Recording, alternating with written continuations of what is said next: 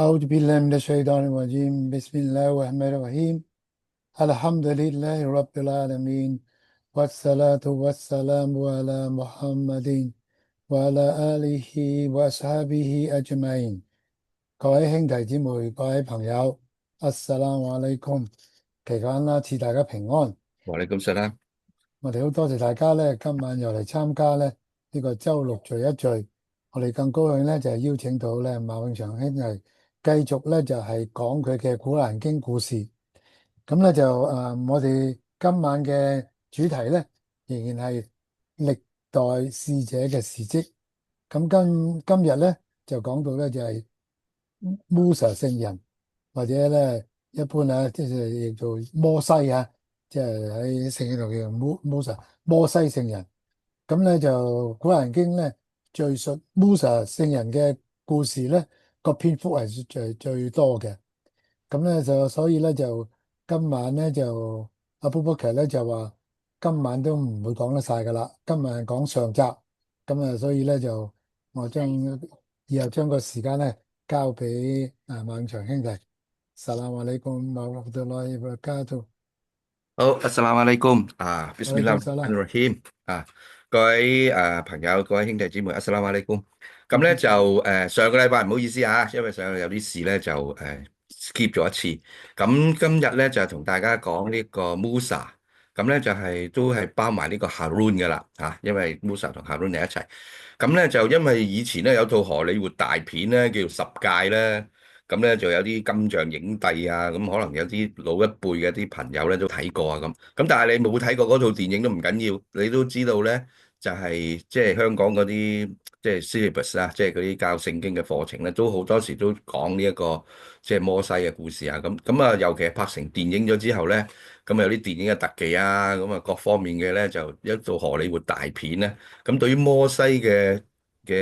即係事蹟嚟講咧，即係都比較熟啲，尤其喺聖經嗰度都有講到啊咁樣樣。咁古蘭咧又從另一個角度講嘅。咁今晚咧我哋就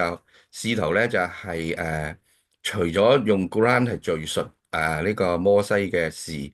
情之外咧，咁啊由佢出世嗰度講起嘅嚇。咁直至到咧出埃及出咗埃及記嚇，出咗帶領啲以色列人出咗埃及。咁咧下一次咧就係即係喺嗰個即係出咗埃及之後嘅下一集。咁咧咁我哋要除咗係話講 Quran 即係佢嗰啲事蹟之外咧，咁到底我哋會學到啲咩嘢咧？其實我哋都會學到好多嘢嘅嚇。咁我哋就慢慢同大家一齊分享一下。好，咁啊故事嘅開始咯喎，唔得嘅，撳唔到喎，係冇錯啊，可能個反應慢咗少少啊電腦。咁咧，其實咧，首先講明咗先嚇，今晚咧嘅資料咧比較多啲，咁我哋就未必一定係全個經文都跟住古蘭去講嚇。咁咧，同埋咧，因為喺古蘭好多唔同嘅章節咧都有嘅，咁所以有陣時有啲係重複，有陣時咧又加多一啲嘅情節都未定嘅。咁我咧喺個編排嗰度咧就係將有關嘅經文咧就係喺左手邊嗰度，咁啊大家可以做一個參考啦。咁大家個故事其實都耳熟能詳噶啦，咁咧首先咧就係古蘭就28章嚇嗰個塔斯面，我話呢一嘅咧係明白嘅經文嘅字文好清楚嘅，阿拉係本住真理為信道嘅民眾而對你，即係指見穆罕默德啦，敘述 Musa 同 Pharaoh 嘅事蹟咁樣嚇。咁呢個咧就係阿拉即係啟示俾穆聖聽嚇。話俾穆聖聽，即係 Musa 同 Pharaoh 嘅一啲嘅情況啦。咁啊，最主要目的咧都係即係安慰聖人啊。雖然 Pharaoh 咧係好強大、好強橫，但係最後咧都係受到安拉嘅懲罰啊。咁樣好啦，咁呢度咧亦都講到咧，就係從某一個人物嘅出現咧，叫 Harun 嘅嚇。咁佢就話咧喺另外一啲嘅節文嗰度講嚇。我話你叫我做使者，不如揾埋我哥哥 Harun 啦，佢嘅口才比我好嘅咁樣嚇。咁呢度咧就係阿拉咧就都接受咗呢個 Musa 嘅要求啊，可以話阿杜阿啦嚇要求咧，咁啊派埋呢個 Harun 咧一齊去咁樣。咁我哋初開嘅即係呢個故事一開嘅時候咧，就 Quran 咧就講到咧 Pharaoh 咧喺國中咧就係傲慢嘅，佢喺指埃及國嚇。咁啊，咁咧就將國民咧分成許多個宗派，咁同埋咧就係屠殺佢哋嘅男孩。咁呢度咧就有啲解經家亦都講到咧，就係話呢個埃及咧，大家記唔記得？埃及上喺 Yusuf 聖人嘅時代咧，都係有時發夢啊嘛，夢見又話七隻肥牛啊，七隻瘦牛啊嗰啲，咁咧啲埃及嘅有咗個解夢家咁樣就話俾佢聽咁。咁有一次咧，就係根據啲解經家講咧，呢個 Pharaoh 咧，亦都係有個夢啊，咁就係來自一啲誒誒，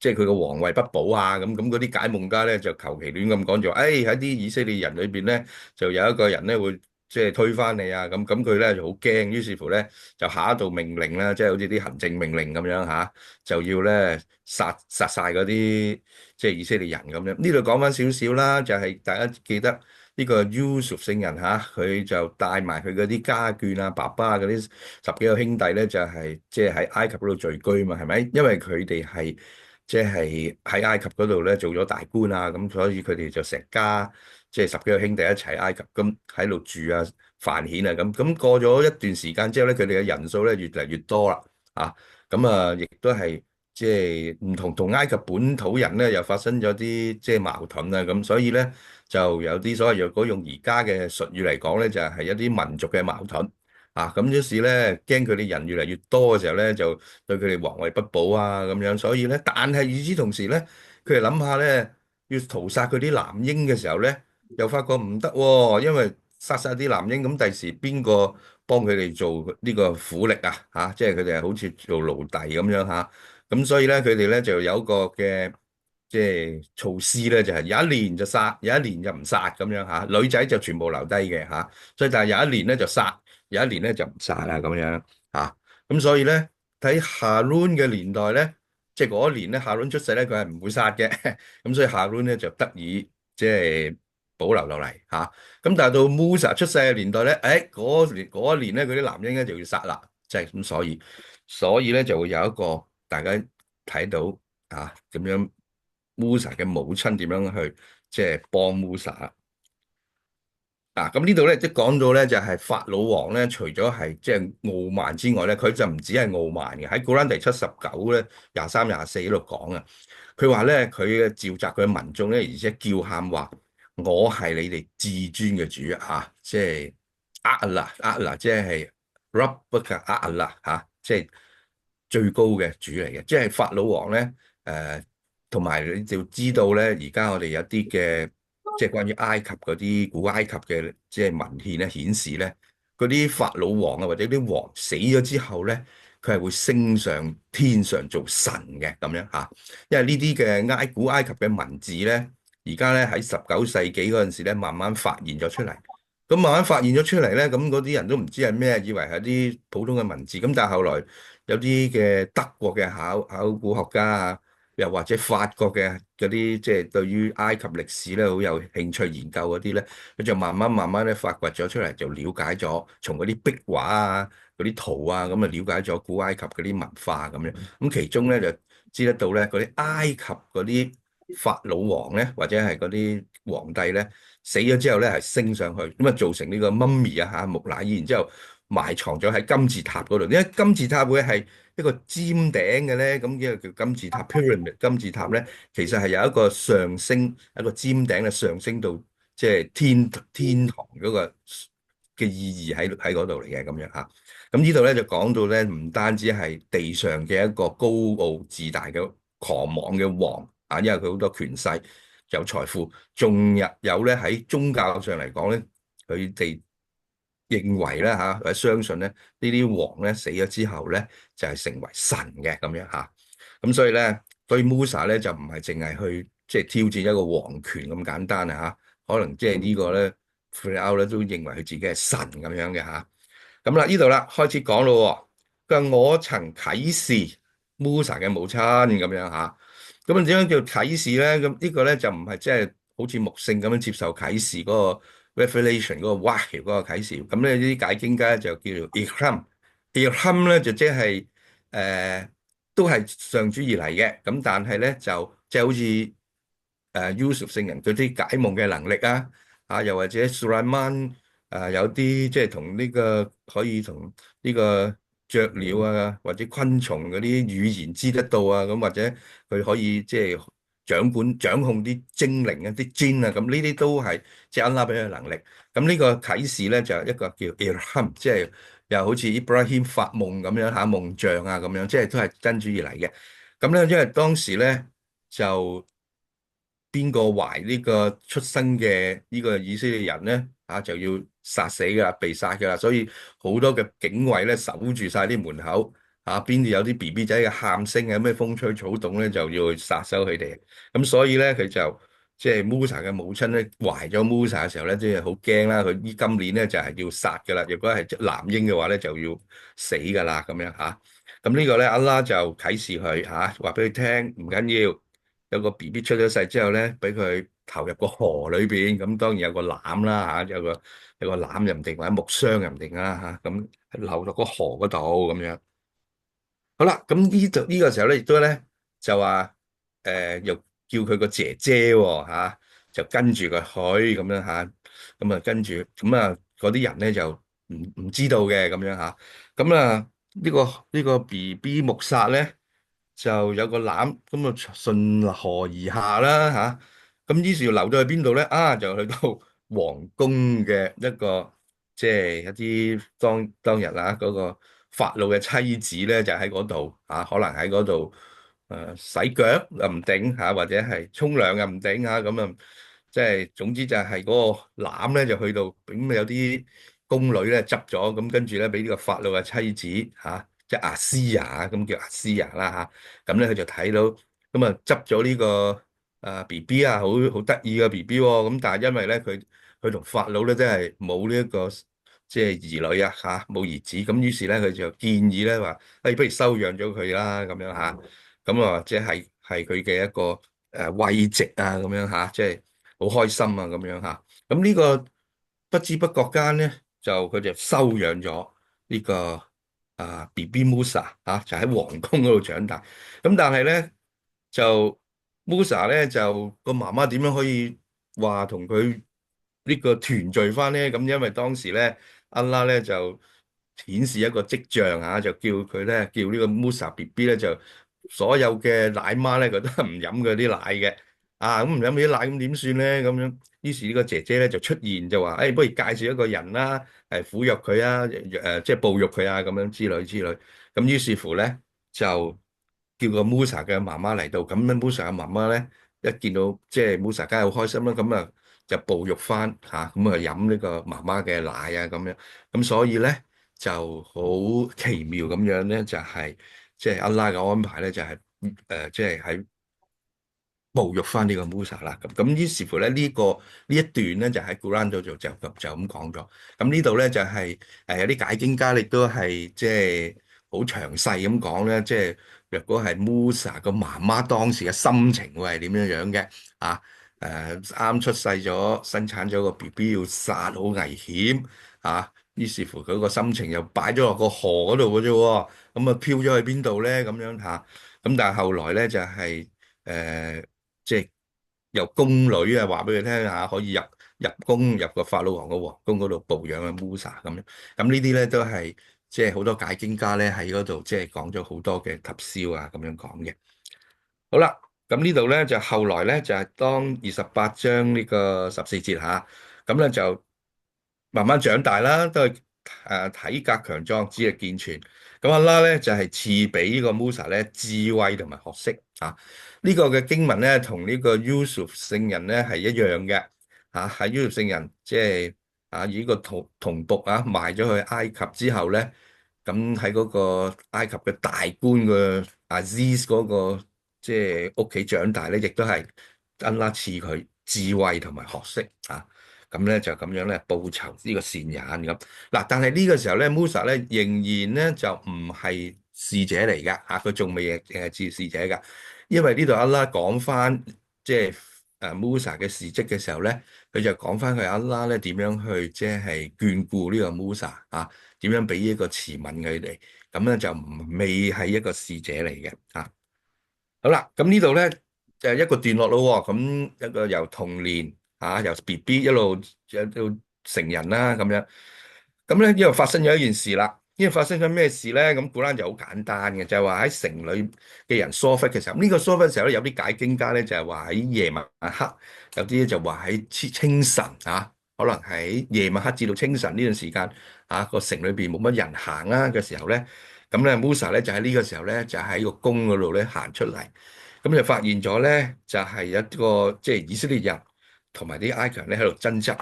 咁當然咧，呢個古蘭咧都冇講到咁詳細啦。咁當然 Musa 係知道自己個出身咁亦都睇到呢個嗰啲即係社會有啲唔公平嘅現象奴役一啲以色列人咁樣。咁佢自己知道佢自己都係以色列人嚟噶咁於是乎咧，就見到有啲咩事發生咧？見到咧佢嘅同族咧。就同呢個埃及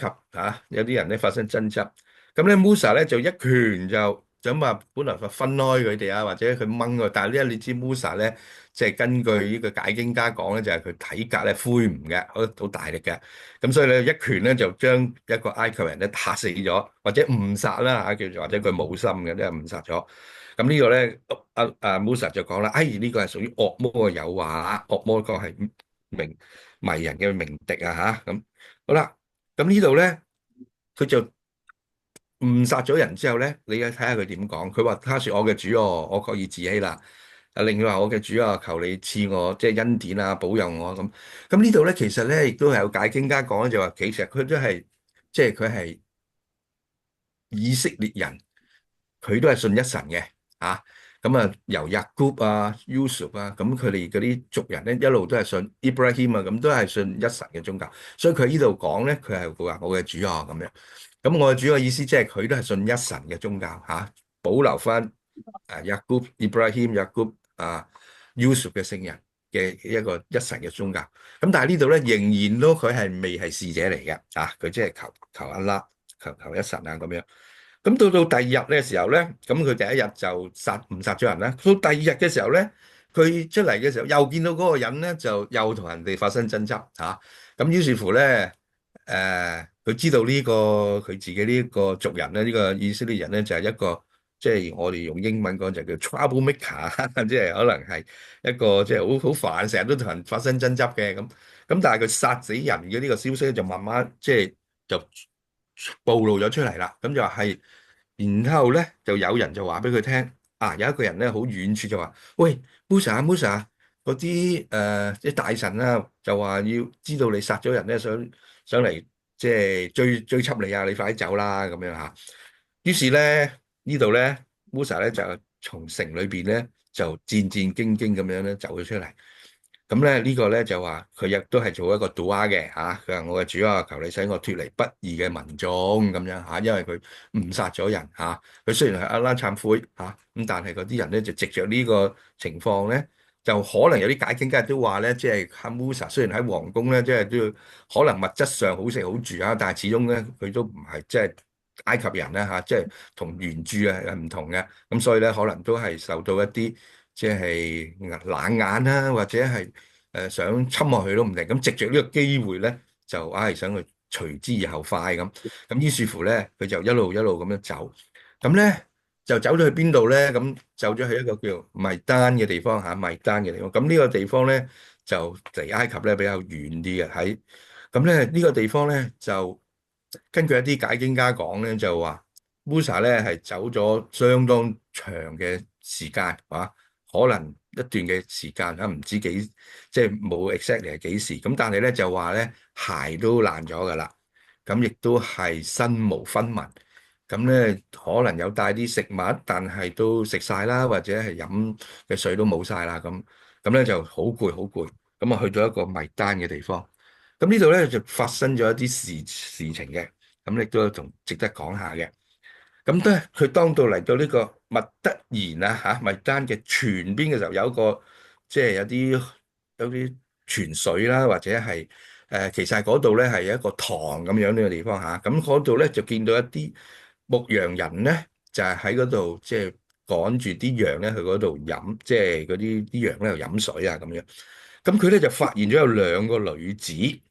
咁呢兩個女子係點樣咧？佢哋就係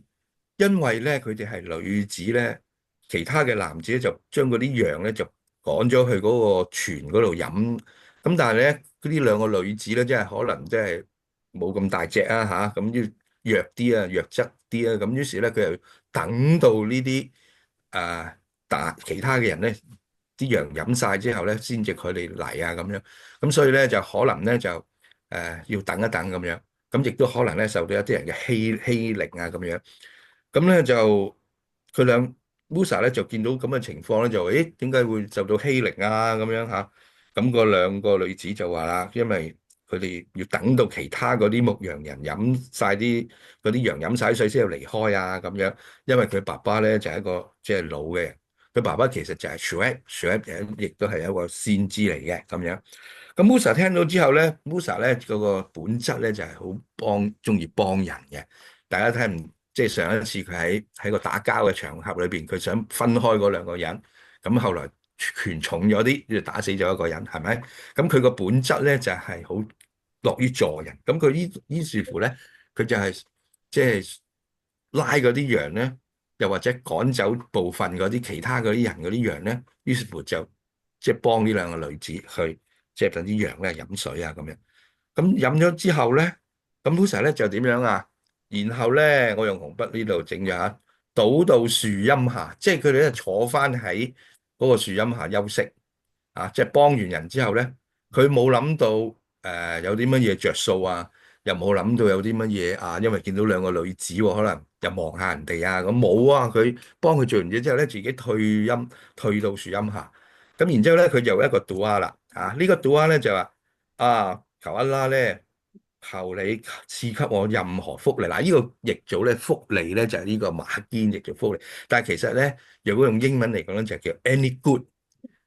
因為佢幫完人之後咧，咁佢亦都冇咩諗住有啲乜嘢 gesso 有咩着數啦，只不過咧求安拉，呢個時候咧佢又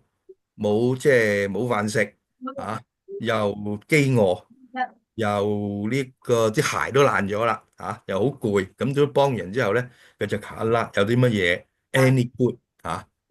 即係呢個就係有啲咩好嘅地方啊，即係求一啦啦，呢個求一啦。咁咧個故事咧繼續發展咧，就係有兩個女子，咁梗係早啲完成個工作，於是翻到屋企啦，翻到屋企個阿爸就會問佢啦，佢話點解今日早咗翻嚟啊？咁哦，原來佢講咗個情況俾佢聽，有個人幫咗佢。咁於是乎咧，就有一個叫個其中一個女子咧，就叫呢個人咧，即係叫呢個 Musa 咧，就帶翻去屋企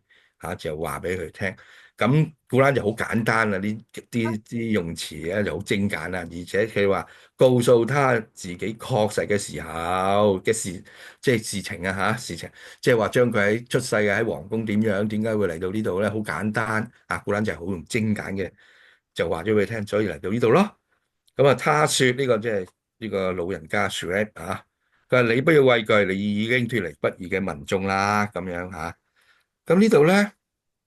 呢個兩個女子其中一個就話：哎呀，我嘅父親啊，而家不如請佢啦，因為你啲年紀老邁啦，我哋又弱質女子不如你揾佢嚟幫手去即係看羊或者牧羊咁樣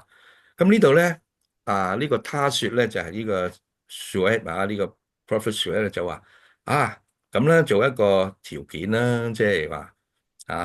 就話咧，你必須咧替我做8年工，或者做10年。如果做咗8年，如果你能夠做多2年、10年咧，都係你自願噶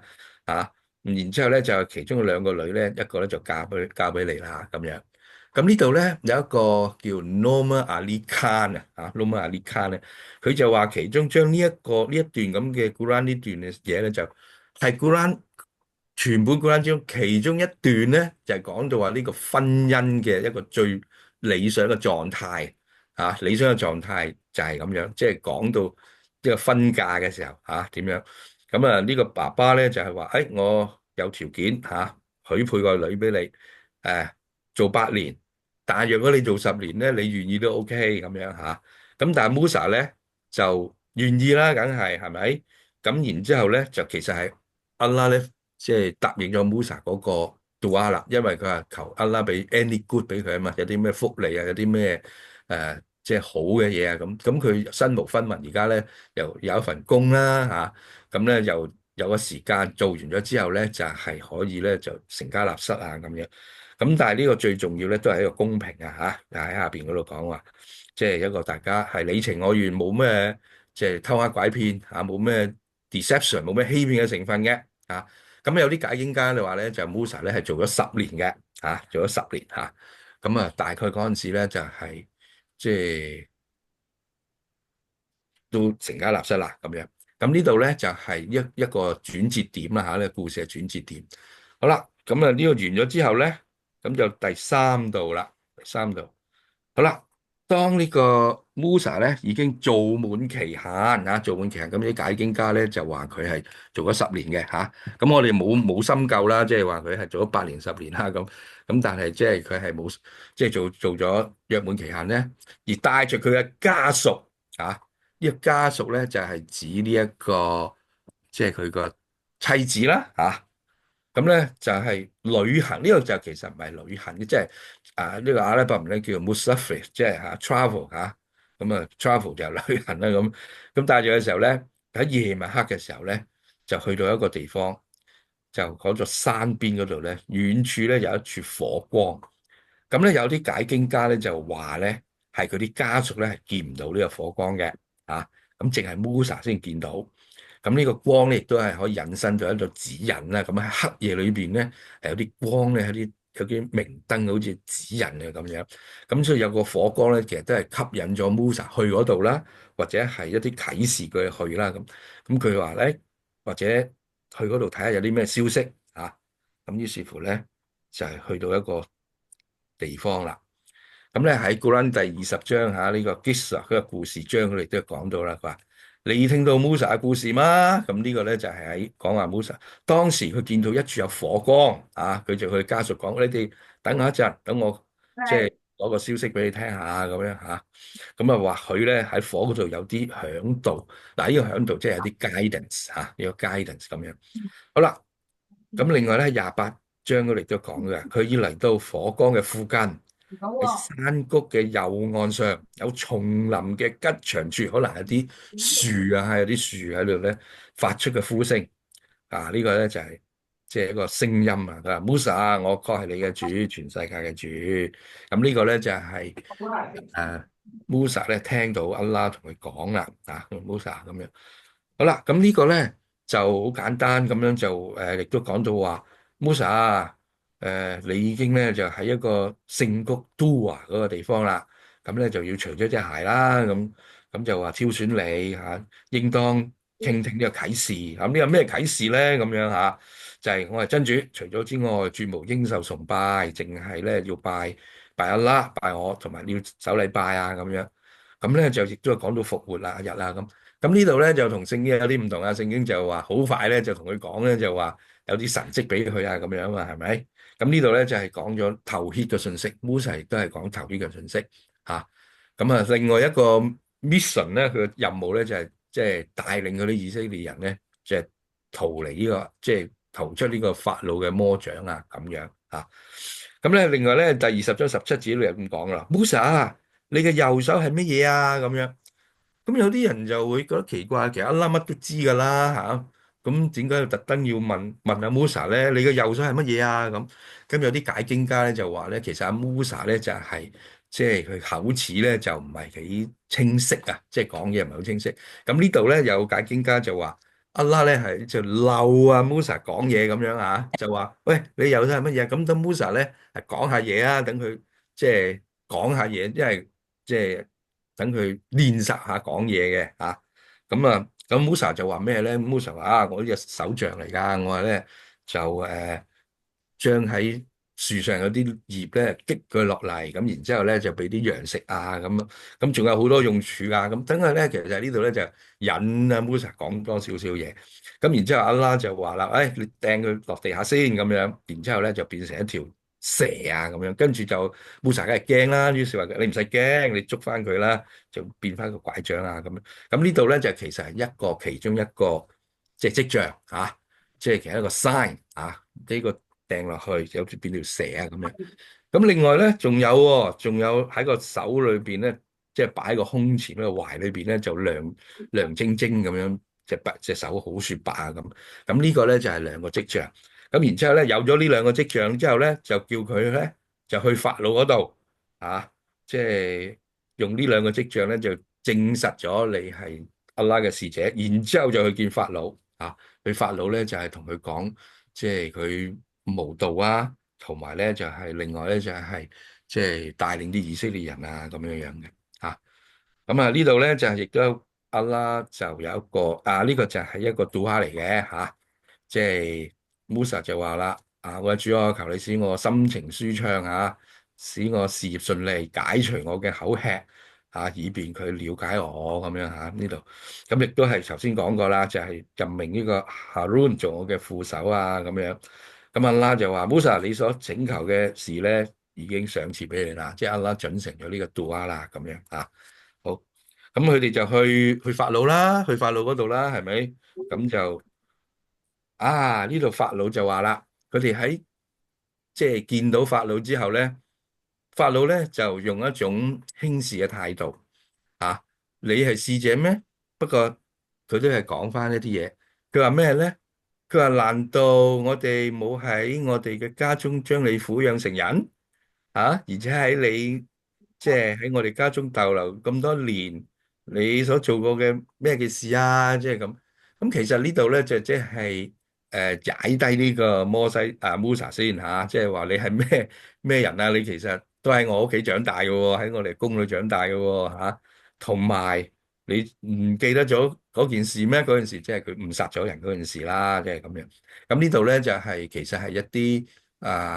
可能而家我哋嘅一啲嘅談判策略又或者係將先咧睇低人哋先即係所謂唔好滅自己威風嘅，即係所謂咁但係 Musa 咧就好清楚啦，佢知道咧佢係阿拉嘅使者佢唔會因為呢啲事咧係好似有少少失去咗信心咁樣好啦，咁就同佢講咯，阿拉即係啲對話啦，咁樣即係頭先你都講到啦，法老咧佢自己當自己咧唔單止係王嘅，就係神嚟嘅咁你同佢講天地萬物有另外一個叫阿拉創造天地，咁梗係唔信啦，咁樣咁呢度咧就係即係佢哋嘅對話咁。咁當然咧一個咁傲慢嘅法老咧，一定都唔會接受呢個頭血呢個信仰，因為佢自己覺得自己係神咁於是乎咧，佢就有啲咩嘅神蹟攞出嚟睇下咁樣咁於是乎咧就呢度咧就係嗰啲頭血嘅一啲古蘭嘅跡象，我哋就唔講啦。呢個即係佢講咗一啲嘅阿拉嘅大能咁樣，我哋就唔講。好啦，咁於是乎咧，佢就話你有咩神蹟咁樣，咁咧就掟咗個手杖出嚟，就變咗條蛇亦都係將個手咧，即係擺喺個胸口嗰度，就變成咧好白。咁咧法老咧見到之後咧，即係哈哈大笑嘅，對左右兩個，佢係一個高明嘅術士咁佢法老咧亦都即係編造咗一個謊言出嚟嘅，佢就話若果我哋聽呢個術士講呢個 Musa 講咧，佢嘅目的咧就將即係接收我嘅皇位，然之後咧將你哋咧驅逐出境即係咁樣即係想嚟奪取我皇位嘅咋。如果我冇咗個皇位咧，你哋都唔會好過咁樣咁但係咧，嗰啲人即係佢就話佢係術士啦，咁於是乎咧，佢哋就不如咁啦，約定有一日子嚟大家比試下啦，咁樣於是乎咧，好簡單，古蘭就講話喺一個指定嘅日，可以聽到老鼠聲，好似個指定嘅日期咧，其實就係一個節日一個好大嘅節日。咁咧節日嘅時候咧，咁呢個亦都係對 Musa 咧有利嘅喎，因為咧喺節日嘅時候咧，個大廣場入邊咧，咁當然有法老嗰邊嘅術士啦，亦都有 Musa 呢邊啦，咁咧可以喺眾人面前咧就即係顯超視阿拉嘅明證啦，咁樣。咁於是乎咧，亦都咧喺有啲時間咧，俾嗰啲法老嗰邊人咧，佢去搜集全個埃及啦即係或者喺附近地方有啲高明嘅法術師咁樣，即係一齊嚟咁咧就睇下比試咁樣好啦，到比試當日咧，就阿拉啟示呢個Musa 話邊個掟先啦咁樣，咁就阿拉啟示話嗰啲術士掟先啦，咁術士掟咗出嚟支拐杖咧就變咗條蛇咁樣咁，但係當阿拉咧叫 Musa 你都掟出去啦，咁樣你掟出去嘅時候有一條大蟒蛇，然之後嗰條大蟒蛇咧將其他嗰啲蛇咧食咗咁咧於是乎咧有啲事情發生咗啦，嗰啲術士們嗰啲即係嗰啲魔術師倒身下拜，而且好快就話我哋已經歸順咗 Harun 同埋 Musa 嘅主啦咁樣。咁呢個時候咧，嗰啲術士點解會咁咧？因為佢哋去明白佢哋嗰啲咧係法術掩眼法，而呢個 Musa 真真正正咧係安拉嘅大能。呢啲術士咧係知道，咁佢哋倒身下拜，咁法老點講啊？法老就話啦：哇！喺我冇我嘅准許，你哋就即係信奉咗佢哋，唔得喎咁樣，咁即係背叛我啦咁樣，就必定咧就係即係將你哋嘅手腳咧砍掉。同埋咧就釘死你喺嗰個椰棗樹上咁樣。嗱，大家咧一陣咧，我會有啲資料講下。喺呢個古埃及嘅文獻啊，或者嗰啲以前嗰啲古埃及嗰啲，都唔係叫文獻嘅，即係嗰啲好似象形文字嗰啲咁咧，就其實都冇，即係啲人都唔係好知呢啲發生咩事。係到19世紀咧，1881嘅時候咧，有啲木乃伊出土或者揾翻呢個法老嘅屍體，喺嗰陣時咧，好多人就研究啲古埃及嗰啲即係死嘅文字，咁然之後咧，先至從嗰啲文字咧就發現咗咧，就係有呢一個將嗰啲嘅刑罰咧，其實係將嗰啲人咧手手腳腳就係斬咗出嚟咁一陣我哋再講呢一樣嘢釘死咁樣即係而家我哋所謂嘅釘死咧，好似就即係喺個心目中就有好似十字架嗰啲咁樣釘死其實就未必係一定係咁樣嘅咁咧就呢度咧就係即係呢場嘅比試咧，即係摩西贏咗啦。咁但係佢唔信就唔信㗎啦咁亦都冇影響佢個權力㗎，因為摩西都冇咩即係人去支持佢哋咁咧。咁樣於是乎咧，阿拉咧就用荒年同埋欠收即係一啲嘅饑荒咧，去懲治法老嘅百姓啦，咁樣以便佢哋醒覺。咁佢哋咧就好得意嘅當嗰啲災害降臨佢哋嘅時候咧，佢就話：即係當幸福降臨佢嘅時候咧，佢就話佢哋係應該係得到。但係當災禍來臨嘅時候咧，就歸咎於 Musa 佢哋真係唔啱咁樣咁仲有好多時咧，就當某啲災害嚟到嘅時候咧，法老咧就會叫 Musa 就話：求你嘅主消除啲災害啦！如果你啲災害冇咗咧，我就會放走啲以色列人咁樣。咁但係當啲災害一過去咗之後咧，佢哋亦都係唔會即係遵守佢哋嘅諾言嘅，即係冇講過咁樣。咁咧就聖經亦都講咗好多幾個災害咁樣。但係古蘭咧就好特別，佢首先講咗咧呢個聖經冇講嘅，就係用水災先。古蘭咧就話首先咧，咧我使用水災，有一個蝗蟲、虱子、青蛙、血液作為明證去磨難佢。嗱，其實呢啲咧就唔係即係真主去懲罰嗰啲，一嚟真主去懲罰嗰啲人，另外咧都係一個證明去磨難佢哋。咁但係咧，聖經咧就冇咁樣嘅，尤其聖經咧係冇講有水災先嘅咁而家嗰啲用科學嘅方法去講咧，就話有水災，水咗災之後有啲退咗，然之後就好多嘅瘟疫各方面有青蛙嗰啲啲虱子嗰啲木虱或者跟住咧就會有啲嘅傳染病咁於是咧就好多牲畜死亡咁呢個咧係解釋得到所以古蘭咧，如果你話古蘭係抄聖經嘅，咁聖經都冇講到話有講水災嘅喎咁呢個咧就係，所以就係話阿拉，你穆罕默德點知道嘅咧同埋喺沙漠嘅時候，喺古埃及嘅時代發生嘅事咧，係好係準確嘅好啦，咁咧過咗呢幾個災之後咧，咁咧就終於咧就菲拉歐咧就同意啊，就話同意咧就摩西咧 Musa 咧就帶領啲人走啦，離開啦咁。咁咧古蘭咧就話確以啟示 Musa 啦，咁呢度就啟示話你哋喺夜間率領住我嘅僕人，又係去旅行呢個 Mufas 即係 traveling 啊，就去離開呢個地方啦咁。咁呢度咧就 Pharaoh 咧就佢有啲反悔嘅，有啲後悔嘅，因為佢係應承咗話好啦走啦。經過咁多個災難之外咧，佢哋都好似覺得好攰咁樣啊嚇。咁於是乎就話可能嗰啲以色列人都係不祥嘅，咁於是乎咧俾佢走啦咁。咁但係咧佢走咗之後，咁邊個做佢哋嘅奴隸咧？邊個做嗰啲苦力啊？嗰啲起咁多工嗰啲金字塔啊嗰啲咁嘅嘢咧？咁於是乎佢有啲反悔，有啲後悔。於是乎咧佢就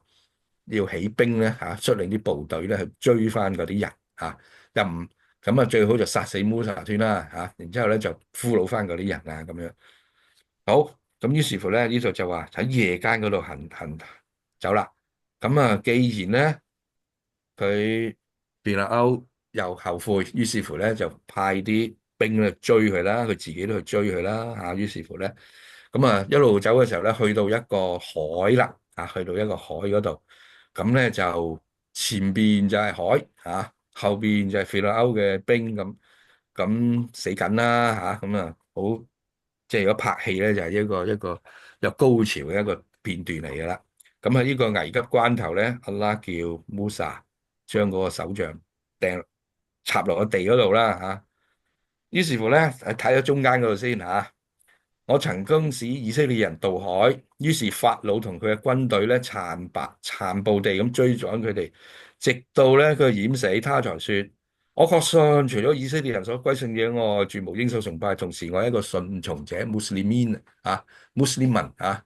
咁於是乎咧。呢度咧又有個，如果我哋話腓立歐有冇歸信到啊？咁樣嚇，咁其實呢個係有嘅喎嚇。腓立歐最後都係話佢確信嘅喎，腓立歐有講話確信嘅咁樣嚇。咁但係阿拉接唔接受咧？嗱，喺91嗰度講啦，現在你才信，你以前你係違抗命令嘅喎，咁樣。咁但係咧就呢個好明顯咧，就係即係。到差唔多臨死嘅時候，先至話我信啦信啦，咁樣阿拉都唔會接受。但係佢做乜嘢啊？今日咧會拯救咗你嘅遺體，以便咧做後來嘅人嘅鑑戒嚇，一個跡象啦。咁啊，多數嘅人對於我嘅鑑戒咧，佢係忽視嘅咁樣。咁咧呢度咧就係古蘭咧，都話佢係拯救咗呢個即係佢嗰個屍體啦嚇，成為後人嘅一個鑑戒咁樣。咁咧今日講嘅情節咧就講完噶啦。咁但係咧有幾樣嘢咧就可以同大家分享一下嘅。咁其實咧係古蘭咧點樣揭示咗古埃及嘅一啲嘅秘密。咁啊首先要講咧就係呢度今日我拯救咗佢遺體，以便做後來一個鑑戒咁。咁我哋要睇下啦。咁喺呢個呢個古蘭咧個降示咧喺632年。而呢個腓立歐啦，即係佢哋古埃及嘅年代咧，係1000年 B.C. 嚇。咁咧，而呢個腓立歐嘅一班嘅遺體啊，或者叫 mummy 即係木乃伊，佢係1881年先出土嘅嚇。即係話喺古蘭降世嘅時候，腓立歐嘅遺體仲未出現嚇。咁啊點樣降世啊？咁但係其實嗰陣時嗰啲 Muslim 咧。讀古蘭嘅時候已經話有腓立歐嘅遺體，有腓立歐嘅跡象啊，拯救咗啊咁樣噶咯喎，一路咁古蘭已經講咗喺度，但係喺邊度咧咁樣？咁而我哋而家咧喺1881嘅時候咧，即係有啲嘅遺體啊，即係嗰啲木乃伊先出土，然之後咧喺一啲嘅古埃及一路發掘咗啲古埃及嘅文字嘅時候咧，先知道當時嘅情況係點樣樣嘅。咁而古蘭咧作為一個好大膽嘅預告嚇，佢話佢遺體，咁亦都有啲人話，咁你揾到個屍體啫，咁有好多腓立歐噶嘛，咁點知係呢個嘅腓立歐咧咁樣嚇？咁我哋簡單啲講咧，就係、簡單啲講就係、有啲嘅 Maurice Bucaille 咧喺佢嗰個即係 The Bible of Quran and Science 或者其他嘅書裏都有講嘅。咁佢咧就係直接咧就去即係研究呢個即係法老嗰個屍體嘅。當時咧就運咗去法國。咁咧佢去研究嘅時候咧，佢話見到呢個 Pharaoh 呢個遺體咧，除咗係話好多骨折之外咧，喺佢個頭部嗰度咧係有好重嘅鹽分喺嗰度嘅。咁呢個 Pharaoh 咧，即係話咧，係好大程度上咧，佢係一定係浸喺個海嗰度嚇，而死亡嘅。咁佢個腦嗰度點解會有咁多鹽分嘅咧？即係其中一個解釋就係佢係浸死嘅。啊，咁啊，即係仲有好多嘅資料咧，就即係今日時間關係咧，就即係或者第時我哋再會即係深入啲講講呢個。咁咧，佢又講到咧，就話我睇一啲書咧，佢講咗就話。當時咧，佢真係不眠不休去點樣去解釋佢因為喺佢同嗰啲穆斯林傾偈嘅時候咧，佢就話：其實啲穆斯林一早都知道呢個菲拉歐嘅屍體喺度㗎啦。佢哋日日念呢個古蘭經你都聽到有一句話，佢哋保留呢個菲拉歐嘅屍體啊咁樣。咁 Louis Bucaille 就話：咦，點解穆罕默德嗰陣時已經話會保留咗呢個菲拉歐嘅屍體咧？然之後佢自己去發現。呢個 Pharaoh 嘅屍體咧，就係即係同其他嘅考證咧係吻合咧，就係 Ramses 二世嘅同 Ramses 二世咧就係 Musa 同期嘅 Pharaoh 啦咁樣咁即係時間關係咧，就資料或者第時再補充啲資料同大家講講啦咁好啦，另外咧係有一啲嘅，好似一啲嘅文字上呢啲古埃及嘅一啲文字咁咧就係喺一啲嘅喺慕尼黑嘅博物館嗰度，有啲嘅即係埃及嘅一啲識得古埃及文字嘅啲人咧，咁啊揾咗一啲嘅板塊出嚟，咁其中咧佢就講喎，就係咩咧？天又哭，地又哭。當呢個法老咧升天嘅時候，即係法老死嘅時候升天咧，成為一個神咁，所以咧天又哭，地又哭。咁但係咧好出奇地，古蘭就話當法老死嘅時候咧，天同埋地咧都唔會為嗰啲法老哭泣嘅咁呢度咧亦都係好一啲好神奇嘅喎古蘭亦都講到話天地咧係唔會為佢哭泣。咁但係呢啲資料咧係而家19世紀嘅時候咧，先至啲人都講到話，原來法老死嘅時候咧話天哭地又哭咁，但古蘭就否定咗佢哋好啦，另外一啲咧就比較容易啲嘅就講嘅，咁大家上兩次講呢個Yusuf 聖人嘅時候咧，喺啲古蘭嘅經典入邊提到 Yusuf 為嗰個國王解夢嘅時候咧，古蘭咧就用 Malik 就係 king 咁解king。咁但係咧去到新國嘅時候咧，New Kingdom 嘅時候咧，就用呢個 Pharaoh 啦。咁 Pharaoh 咧其實嗰個意思咧就係一個大屋咁解Pharaoh 係個大屋。咁但係喺古代埃及嘅時候，佢都係唔會用 Pharaoh 呢個字，都係用 king Malik 咁樣。咁但係咧好奇怪，如果大家有時間睇一睇聖經咧，喺 Ibrahim 嘅時代嘅時候咧，話 Ibrahim 咪去過埃及嘅，因為見到個王啦，係咪？其實喺 Ibrahim 嘅時候咧，已經係用呢個 Pharaoh 呢個字已經用 Pharaoh，咁其實係用錯啦因為從歷史嘅角度咧，Pharaoh 呢個字咧，即係用呢個 Pharaoh 咧，用 Pharaoh 咧係 New Kingdom 咁之前嘅時代咧，譬如 Yusuf 嘅年代咧，都係用 Malik。咁聖經當然就係喺 Ibrahim 嘅時候已經用咗呢個 Pharaoh 啦。咁但係古蘭咧就冇用錯喎。其實有啲人話，如果係古蘭抄呢個聖經，點解佢又唔會抄埋佢哋用 Pharaoh 咧同歷史上嘅即係公認嘅事實嚟講咧，古蘭都冇錯。所以古蘭咧係唔會係抄聖經，反而古蘭咧係改正咗、糾正咗聖經。好啦，另外一個都有啲趣味嘅。咁記唔記得Yusuf 聖人咧喺獄中咧為兩個即係同伴咧係解夢啊嘛？係咪話佢其中一個人咧頭上嘅麵包咧就俾啲雀鳥食咗？咁 Yusuf 聖人解夢就話咧，你就會被釘死咁樣。咁頭先亦都又講到嗰啲術士咧倒身叩拜嘅時候咧，菲拉又話：，我係要釘死你咁樣嚇，釘死嗰啲術士啊咁樣。咁咧其實喺古蘭裏邊咧都係不約而同咧，當佢翻譯咗呢個即係crucify 啊，即係話而家我哋嘅 crucify 好似係就係羅馬嗰個十字架釘死嘅。其實咧喺古蘭咧就用一個 root word，大家可以睇到呢個咧就係 solaba 呢三個字咧就係 crucify 嚇，解釋就咁 solaba 係咩意思咧？咁樣嚇，當然有啲阿拉伯文咧就 solaba 咧就係、啊可以係個 root word 就係一啲僵硬啊、好硬啊、僵化咁嘅意思。咁同埋咧就係佢個釘死咧就係好似圖中嗰啲咁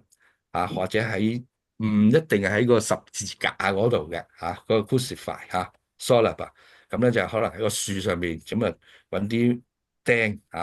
或者係揾啲木插住佢咁樣。咁呢個咧係古代埃及嘅一個酷刑嚟嘅，亦都係一個酷刑，非常之殘忍嘅酷刑。咁但係咧，即係點解法老都用呢啲方式咧？咁其實有啲同古埃及發現嘅出嚟嘅文獻咧，係講到即係將佢斬手斬腳將嗰啲屍體嚟斬開咁樣。咁呢個咧亦都係從歷史嘅角度咧，係古蘭用呢啲嘅字眼咧係冇錯嘅。好，呢度咧就需要多啲時間講嘅，咁但係咧大家睇到第一就係古蘭頭先我講過就係水災有水災之後咧就牽涉到咧就即係嗰啲礦物或者點變紅咁就變成血啦咁另外咧就有 frog 即係青蛙，好多青蛙咁另外咧就係有啲蚊咁其實好容易理解係一個即係水災過後咧。就大家都知道，可能即係好多霍亂嗰啲咁嘅情況出現㗎啦咁呢個係好容易理解。咁就算古蘭嘅講述咧，亦都係好符合科學嘅原則。反而咧，聖經入邊嗰度講嗰啲由呢一個災嗰個災咧，其實就係源於一樣嘢，就係水災但係聖經係冇講嘅，但係古蘭咧就有講係用水災。好，到最後咧，有一個叫哈曼嘅，唔知大家有冇啊？佢叫即係 Musa 同呢個菲拉歐對話嘅時候咧，佢就佢有一個大臣叫哈曼大家記唔記得哈曼同我整個高塔咁樣咁其實佢哋嘅理解咧就唔係話真係呢個菲拉歐真係走上去高塔嗰度，而係佢哋嘅理解就係佢哋都升到上天嘅咁佢哋咧就要起一啲好高嘅、好宏偉嘅咁其實呢個咧，另外有一個咧，呢個我冇講出嚟另外有一個咧，就係其實係叫做 Temple of Amun Temple of Amun 即係喺 Anak 嗰個地方咧，就 Temple of Amun。咁咧最簡單咧，其實最簡單係乜嘢咧？咁其實咧喺一個慕尼黑嘅博物館咧，有一個木像咧就叫 Bengko Hansun。咁呢個 Bengko Hansun 咧，佢自己咧，從一啲資料講出嚟咧，佢就話佢係一個祭司，亦都係一個工匠佢哋好大嘅。咁呢個 Bengko Hansun 咧，就係用呢一個從呢啲咁嘅文字呢啲古埃及嘅象形文字咧，就係有所謂 Ham Nata Tapi Amana 咁呢個咧。就係一個 Bengko Hansun 佢嗰個 title 嘅呢個古埃及嘅文字。咁其實咧，Ham 呢個字係點解咧？Ham 就係 servant，Amana 咧就係 Amun 嘅埃及嘅音 Amun。咁其實咧呢個簡短版咧就係 servant of Amun，Amun 就係嗰個神，因為佢係祭司，佢咧係 servant of Amun，所以就係 Ham Amana，簡單就係 Ham Amana。咁 Ham Amana 咧就係同呢一個夏曼咧喺阿拉伯文化，即係嗰個即係將佢 Arabicize 咁樣即係叫做夏曼咁樣咁所以古蘭用阿拉伯文講就話嗰個夏曼咁樣法老就用夏曼呢個字。咁其實咧就係呢一個 Ham Amana，亦都係 servant of Aman。咁 servant Aman 咪就係呢個 Haman 咯。咁所以 Quran 咧，即係有啲學者咧，咁就即係好吻合啦，即係咁樣。咁起碼咧，Quran 用 Haman 咧，就係咦，原來都係同古埃及嘅文獻嗰度睇到出嚟喎。有個祭司係一個誒，同最重要咧，佢係同呢個 Ramses 二世咧係同期嘅嚇，佢係同即係 Musa 嘅年代嗰個 Pharaoh 咧係同期。咁佢亦都係一個祭司啦，同埋咧係一個即係工匠啊嚇，即係 architect 啊咁樣，我哋而家話建築家咁樣啦，咁樣嚇。咁反而咧聖經咧亦都提過哈曼嘅喎嚇，但係聖經嘅哈曼咧就係講呢個波斯王國嘅一個即係顧問啊咁樣樣啦，咁樣嚇。好啦，咁今日咧就講到呢度咧就完咗呢一節啦嚇。咁即係最重要咧，其實大家可以即係諗下，Musa 咧，即係當然咧就係一個使者啦。咁我哋咧就可以學到乜嘢咧？咁當然係一啲安拉嘅 ni'mat，安拉即係俾佢嘅 blessing 嚇，俾佢由 BB 嘅時候已經係保護咗佢喺個皇宮嗰度又長大咗。咁咧就咁 Musa 係乜嘢咧？Musa 就係我哋話佢好勇敢啊，應該係勇敢，因為咧佢去面對呢個 Pharaoh 啊，Pharaoh 又殘暴又高傲又自大又有權力，但係咧阿拉都叫佢去即係 Pharaoh 嗰度同佢即係爭取啲以色列人離開佢㗎咁所以咧一般嚟講，Musa 就係勇敢啦嚇。當然佢口齒唔得伶俐啦嚇，咁但係呢個唔阻礙到佢成為一個使者。咁咧就喺呢個順便即係關於古埃及一啲嘅事蹟啊，或者法老王嘅屍體啊，咁呢啲咧就係一啲助證啦嚇，即係助證呢個古蘭啊咁。咁咧去到下一次咧，佢出咗埃及之後咧，就另外一個景象啦。就係講咧，其實我哋以前都講過，譬如 Surah Al-Baqarah 講嗰個黃牛啊，又或者Surah Al-Kahf 嗰 Musa 同嗰個智者嘅對話，或者 Musa 跟住嗰個智者學咗啲嘢啊，Musa 就比較咧係性急啲嘅嚇，性急啲。咁但係咧，亦都係體現一樣嘢咧，就係 Musa 咧對於嗰啲 Bani Israel 嚇，就係一個。即係嗰啲人咧就係好靈還不靈，佢哋咁多安拉嘅恩典啊，一直即係出咗埃及之後咧，安拉仲俾好多恩典俾佢哋嘅。咁但係咧，佢哋都係靈還不靈啦，又拜金牛啊，又有好多其他嘅唔尊重啊 Musa 嘅情況出現嘅。咁安拉講咁多嘢俾我哋聽咧，係乜嘢嘅意思咧？咁樣咁留翻下次同大家分享啦，好嘛？好，薩拉馬利高。哇！你講晒啦，多謝馬永仁兄弟嘅分享啊。咁唔知大家有冇乜嘢想問下嘅？其實係好多詳盡嘅資料嘅，咁可以咧，第時我諗下可以整一堂咧，就係即係古蘭同呢個古埃及嘅一啲相關嘅資料咧，可以印證一下嘅。仲有啲嘅，譬如好似啲錢幣啊咁咧，即係喺個 Yusuf 嘅故事嗰度，咪講到話佢賣咗去埃及啦，有幾個錢幣啊咁樣嘅，係咪？咁嗯呢個錢幣咧，其實喺呢個古蘭裏邊咧，就用一個字 dirham 呢個字啊。dirham 咧其實就係一個 silver 用銀幣啊咁樣。咁揾翻啲古埃及嘅一啲嘅即係壁畫啊嗰啲文獻咧，就發現咧原來咧埃及人咧就真係用一啲銀幣咧就做交易買賣嘅。咁咧就同一啲而家一般人講咧，就係啲錢幣啊、銀幣咧，其實係希臘人發明嘅，就話咁但係咧，其實呢個就唔係啦，因為而家啲文獻啊或者發掘咗啲古蹟出嚟咧，就係話係用呢個埃及人咧，首先咧係用呢個銀幣咁樣，而古蘭咧亦都係用呢個銀幣啊，dirham 呢個字嘅。咁係大家有冇乜嘢好嘅，問題想問，或者有咩補充啊之類啊？或者有冇咩意見啊？大家好客氣啊！喂好，如果大家冇咧，我就不如就大家溫翻康教嘅圖畫咯。好啊，好啊，好啊，睇到啊係睇到睇到。，OK，好啦，咁我哋 Assalamualaikum，我哋講咁晒啦，啦，Assalamualaikum。係有少少黑水靈，請講。問，有少少問下晴晴，喺宮中長大嘅時候，喺宮中生活嘅時候，Musa 知唔知道佢自己嘅身份？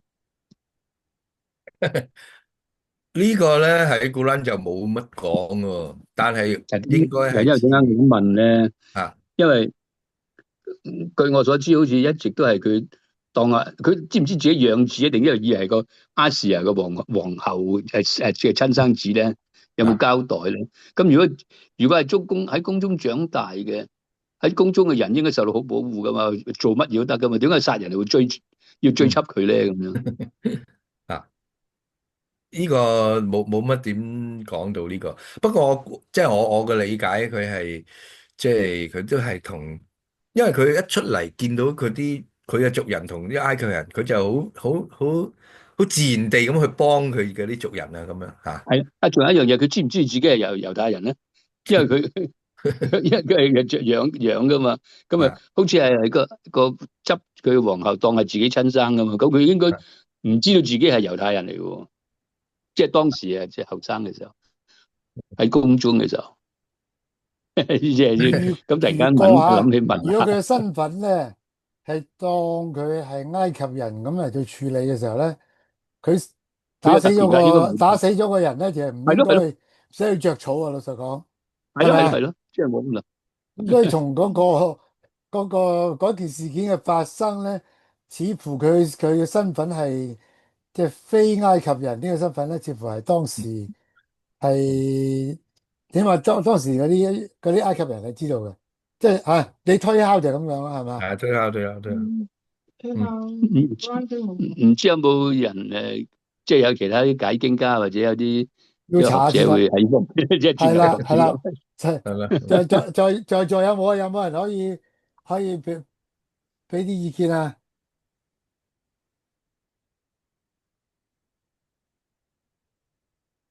問得問題呢個唔敢講，好好啊！呢啲唔敢即係呢個講，呢個啊，呢個好嘅 research 嘅題目嚟嘅。嗱，其實即係我哋要推敲下，如果佢係享受榮華富貴嘅，咁佢就可以係埃及人啦，係咪？啊，咁佢喺宮中長大喎，咁樣嚇。最緊要咧就係話佢 BB 嗰個皇后執佢出嚟，係咪個皇后當時隱瞞個皇帝係當自己生嘅？好似係咁講。我嘅理解好似係咁嘅，我睇過，即係當佢自應該唔係，己親生應該唔係，喎，啊，應該唔係，因係咪咧？為佢話佢塞咗個 BB 翻嚟，佢話呢個係我哋嘅咩慰藉啊，令到我哋嘅眼好冇錯，愉悅啊。本來已經有講到嘅，佢講到嘅。係啊係，古蘭有講到嘅啊。係嘛？哦，啊，所以佢唔殺佢咧，都即係應承咗個皇后去撫養佢就算啦，即係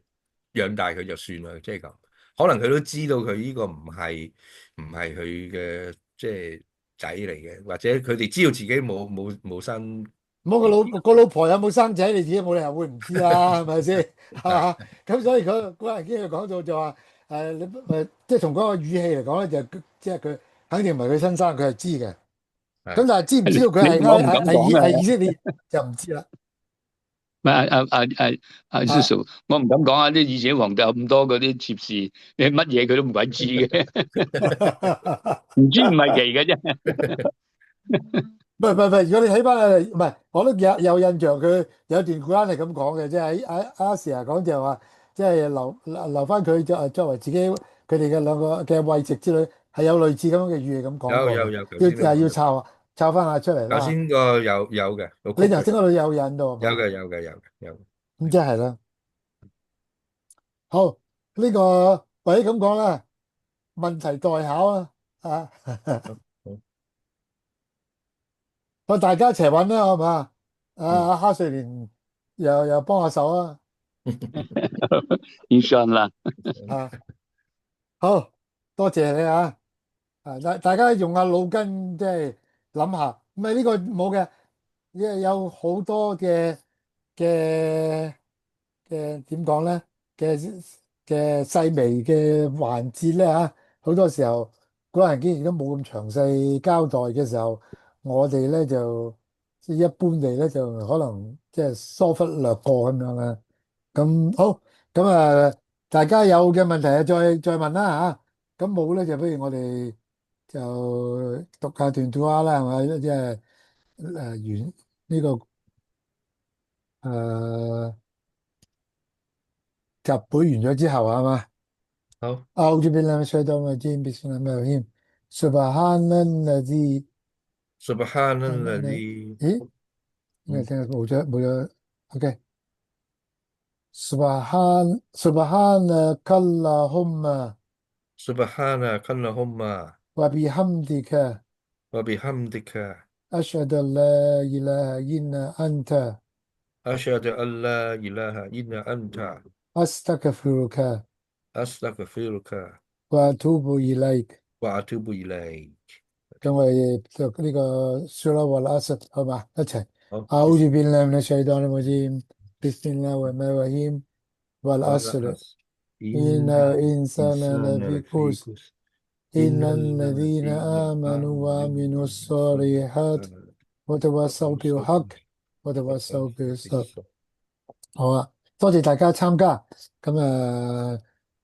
我哋再次多謝馬永強兄弟嘅準備，亦喂，都多謝大家抽空，同埋多謝哈瑞蓮嘅問題嚇。咁希望大家咧就我哋下個星期再繼續。好，Assalamualaikum warahmatullahi wabarakatuh，Waalaikumsalam。Waalaikumsalam warahmatullahi wabarakatuh. Nah,再見。Waalaikumsalam. Waalaikumsalam。